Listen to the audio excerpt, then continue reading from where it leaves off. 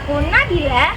Di sini kita berada di Kampung Batik yang berlokasi di sebelah timur Museum Kota Lama Semarang. Nah, ngomong-ngomong tentang batik, ternyata batik ada hubungannya sama bahan kimia loh. Kalian penasaran tentang apa itu batik? Ikutin kami yuk. Yuk, yuk, yuk.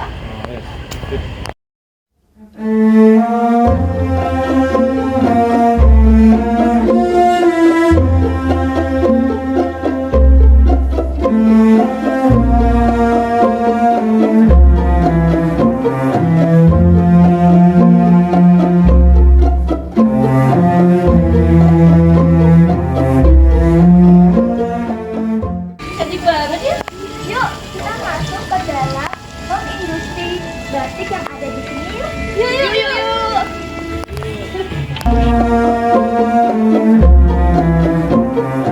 Nah, di sini kita juga bisa melihat-lihat berbagai macam batik khas asli Semarang. Dan contohnya ada batik asem dan batik warak mendok dan berbagai batik lainnya. Nah, masih ingat yang aku bilang tadi nggak? Di sini kita bisa melihat bagaimana proses kimia tentang pewarnaan alami dan pengolahan bahan baku. Untuk lebih jelasnya, kita akan bertemu dengan pemilik home industri ini bersama dengan Bapak Louis.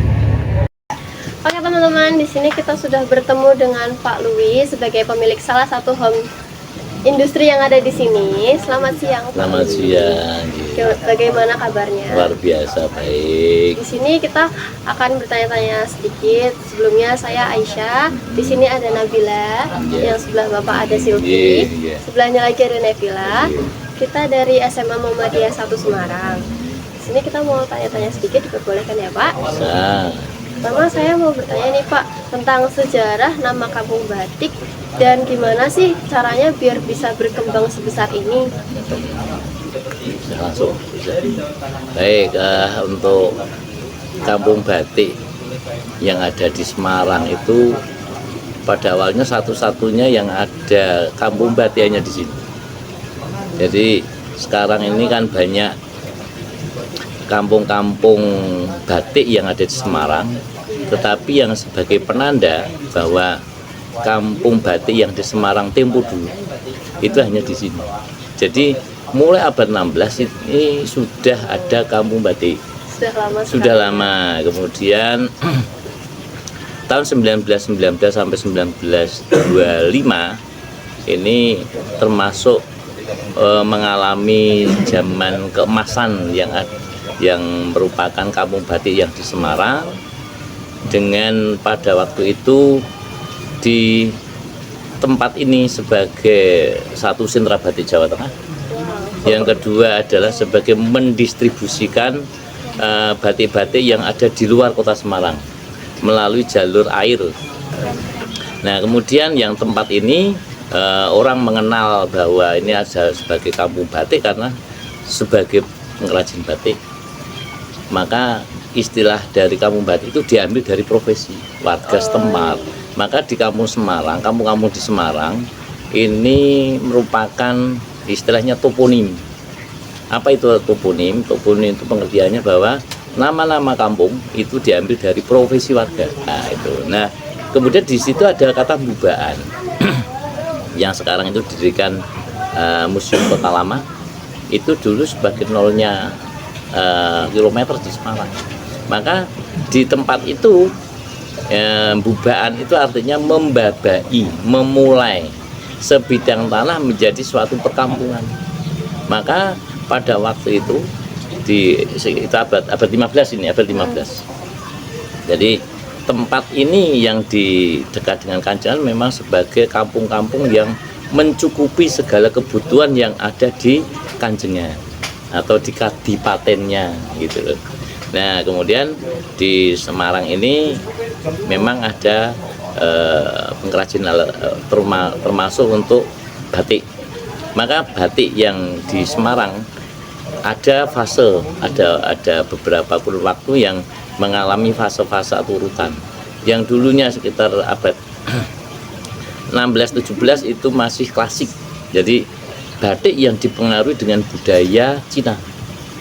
Ya, budaya Cina yang bernuansa merah, kemudian ada burung hong seperti ini, itu sebagai simbol kejayaan dan keagungan, itu budaya Cina.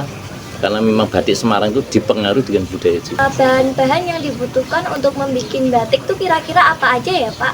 Nah, untuk bahan batik itu sebetulnya normal-normal saja. Tetapi batik yang dipakai untuk yang sekarang ini kan sudah menggunakan proses yang begitu modern, berbeda dengan dulu. Contohnya saja, dulu menggunakan anglo itu kompor, ya, tapi dari tanah liat. Tetapi karena ada kekurangannya, yaitu abunya menyebar kemana-mana karena dengan menggunakan arang.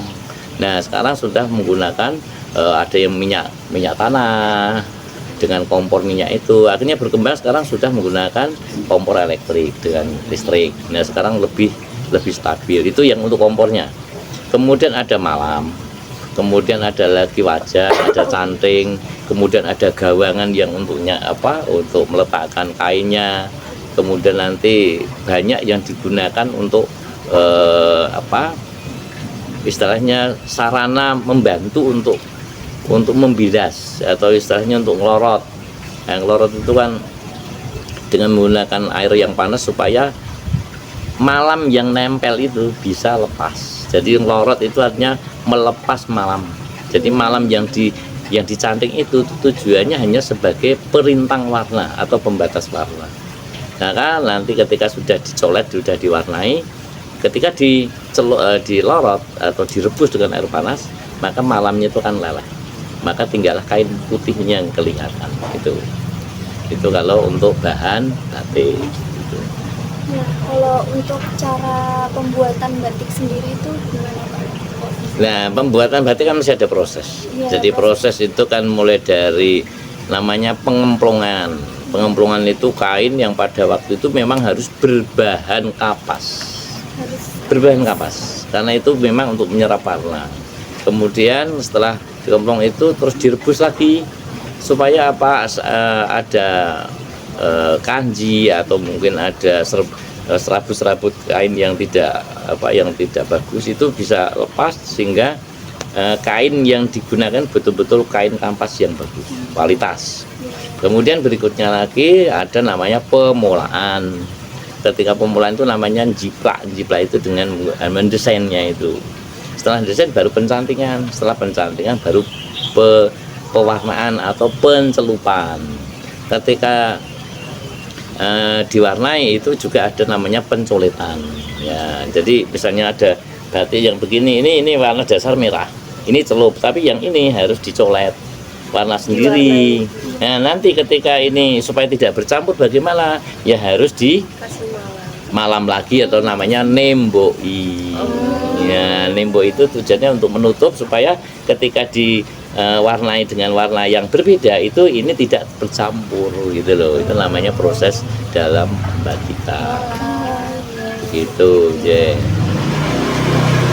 Dari cara pembuatan batik pasti kan ada limbahnya. Nah, itu cara mengolah limbah agar tidak tercemar atau gimana? Nah, ini betul, itu pertanyaan bagus. Jadi faktor dari suatu industri pasti akan menghasilkan suatu limbah. Nah, limbah itu kan ada yang limbah membahayakan, ada yang mungkin tidak begitu membahayakan. Tetapi kalau warna yang digunakan batik itu menggunakan warna sintetis, tentu itu sangat membahayakan bagi lingkungan hidup. Tetapi ada juga pewarna batik yang menggunakan pewarna alami, karena itu diambil dari tumbuhan, dari getah-getah tumbuhan, entah itu dari pace atau mangkudu, ada yang dari daun jati, ada yang dari jelawe, ada yang dari kayu secang, yang semuanya itu akan menghasilkan pewarna-pewarna. Nah, ini pewarna itu kan dari alam ya, kan itu lebih ramah dengan lingkungan, jadi tidak bermasalah. Tetapi yang bermasalah adalah yang menggunakan pewarna sintetis. Nah, bagaimana cara pengolahannya? Ya, sini sudah ada namanya pengolah limbah yang portable, jadi lebih kecil, tetapi itu bisa untuk mengolah. Karena apa? Ini skalanya skala kecil, jadi skala kecil. Tapi kalau skala besar itu menggunakan IPAL. Jadi IPAL itu memang didesain untuk memang mengolah limbah batik itu supaya nanti ketika sudah dikeluarkan airnya betul-betul air yang sudah bersih, tidak tercemar dengan pewarna itu. Begitu. Sudah Itu cukup ya. Terima kasih ya Bapak. Sama-sama ya, terima kasih, sukses selalu ya. Maaf jika ada kekurangan. Ya, sama-sama Mbak ya. Gitu. Terima kasih. Sama-sama, Ji. Nah, seperti yang Bapaknya bilang tadi nih, kita di sini bisa melihat alat-alat untuk proses membatik ya. Di sini ada canting, kemudian ada wajan dan juga malam, pokoknya kayak gini ya. Kemudian ada kompor alat. Kemudian di sini juga ada contoh batik yang sedang dicampit kayak gini. Motifnya bagus-bagus dan juga bermacam-macam. Nah, kali ini kita akan melihat teman-teman kita dalam proses pembuatan batik tulis. Dan untuk alat dan bahan selanjutnya akan dijelaskan lebih lanjut oleh Bu Siti Afifah. Kebetulan ini Bu, sebetulnya kalau warna tuh ada beberapa macam. Ini yang kita pakai, ibunya itu ada naphthol, ada indigo-sol, ada remasol. Ini yang dipegang ini namanya remasol. Kalau remasol ini aslinya kan berupa bubukan ini, kayak air panas, diadoni jadi ini ya, jadi cair. Terus baru diaplikasikan masol. Untuk fiksasi kita pakai water glass. Masol itu gadolannya water glass, kalau indigo-sol pakai HCl. Dan itu bisa langsung dipakai. Nah, ini alat dan bahannya. Oke.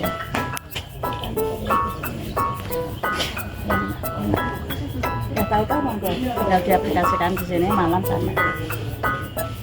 Nah, apa duduk semua aja enak malam. Berarti ya panas ya. Posisinya gini, begitu ngambil terus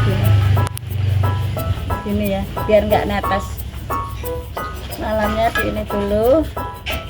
Soalnya kalau habis dipakai itu ada malam yang di sini itu nyumbat, jadi harus dicairin dulu.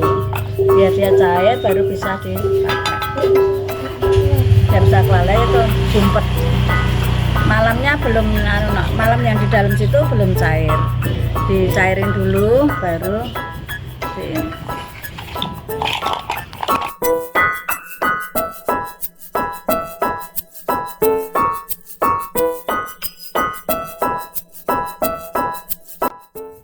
Nah, sebelum proses mencanting, kita menggambar pola batik terlebih dahulu, seperti ini.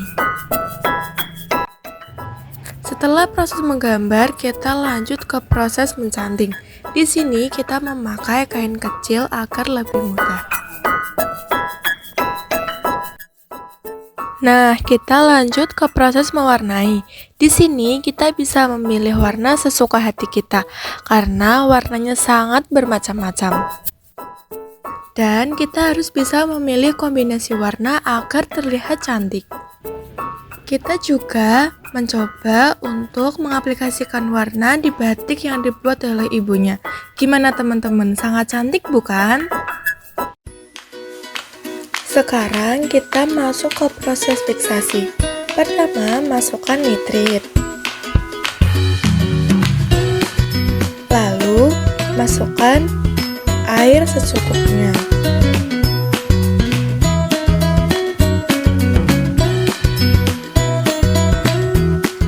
Dan masukkan sedikit air HCl.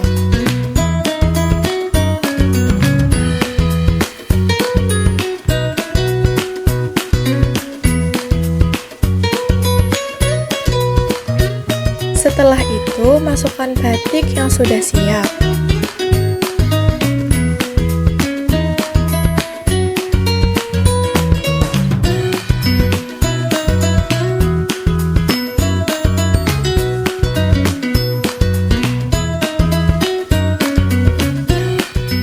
Lalu, rendam sembari sedikit digoyangkan agar warnanya keluar.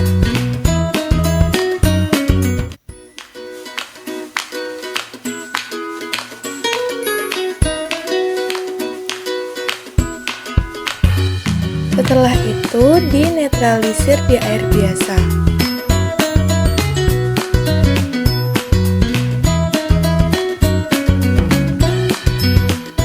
Lakukan secara bergantian dengan kain lainnya.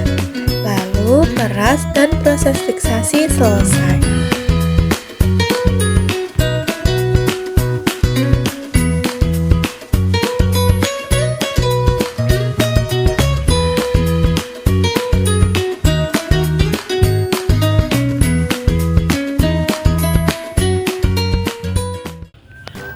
Sekarang kita masuk ke proses ngelorot.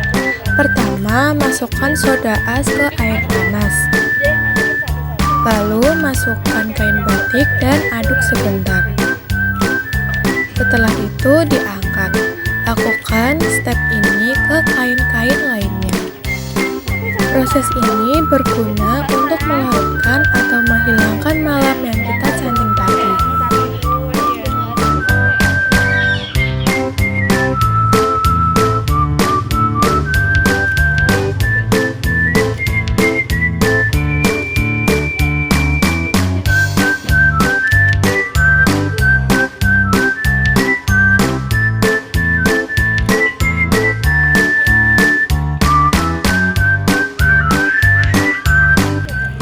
Nah, setelah kita melalui proses-proses tadi, dan begini hasil batiknya.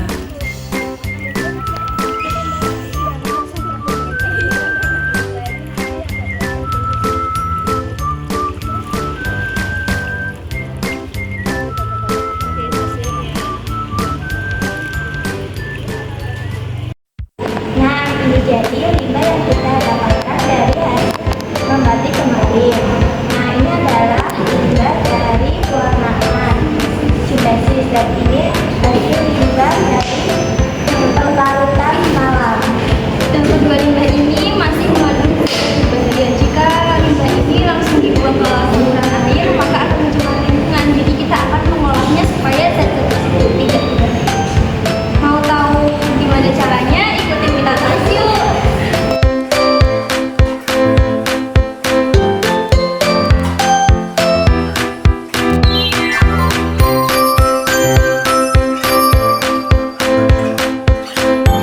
Dan jadi kita akan membuat alat pengolahan limbah cair sederhana dari botol bekas ini. Nah, jadi bahan yang pertama adalah bahan bekas yang dipotong bagian bawahnya. Nah, ini jadinya seperti ini.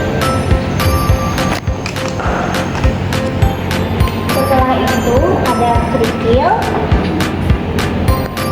pasir, dan ijuk. Kemudian ada zeolin dan juga karbon aktif atau arang aktif. Zeolin ini untuk penyerapan zat warna dan juga ini juga untuk penyerapan. Nah guys, jadi ini adalah pembuatan pengolahan limbah cair sederhana. Langkah pertama adalah masukkan filter ke dalam botol. Setelah itu, masukkan zeolite ke dalam botol.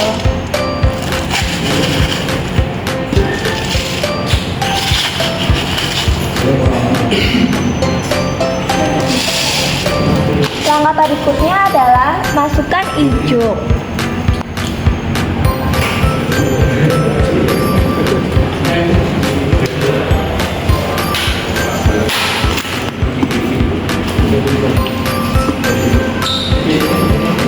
Setelah ijuknya udah masuk, masukkan pasir.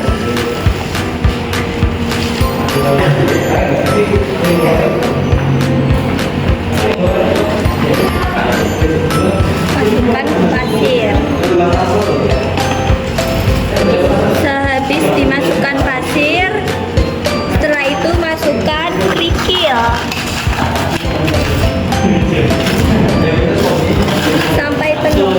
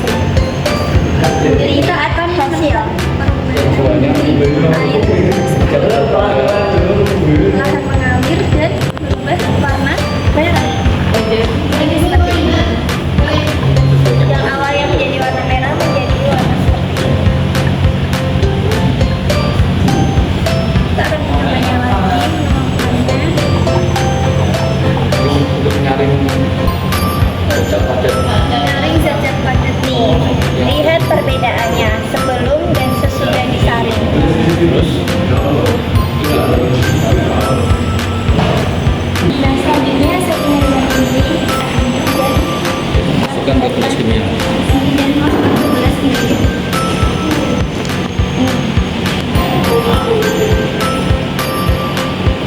Dan kita masukkan ke gelas kimia.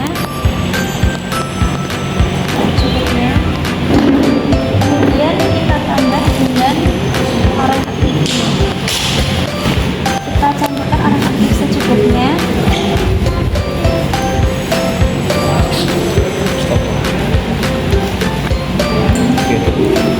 Sudah kita aduk sampai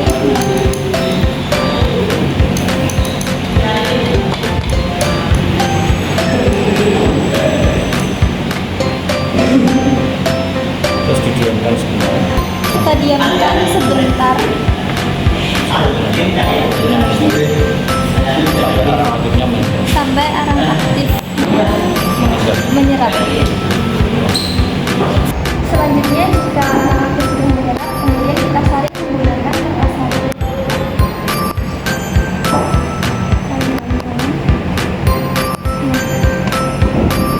Kemudian jadi seperti itu.